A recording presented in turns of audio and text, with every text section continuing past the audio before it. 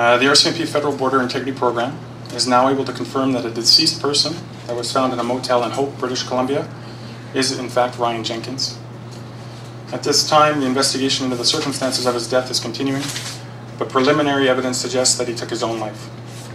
Any further details will not be released at this time, as the investigation remains in its infancy. The RCMP Federal Border Integrity Program and Upper Fraser Valley Detachment are now working with the BC Coroner Service and continuing to liaise with U.S. authorities. What led police initially to the hotel? Initially, that was a report of deceased male, and then the police were called in to investigate. And so what happens with the investigation at this point? Well, the primary focus for the investigation here in British Columbia that was being headed up by the RCMP was always about the public safety and the safety of Canadians. So obviously this message is now to notify Canadians that any possible risk associated to Mr. Jenkins is now concluded.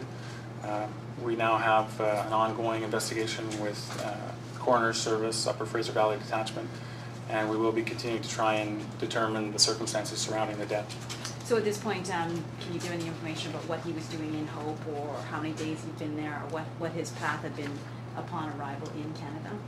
No, and I think that's one of the focuses, and that's some of the legwork that we will still have to do, and that's part of our investigation that will carry on from this point, is to try and determine exactly how he came to be in that motel room and the circumstances of that when he became deceased.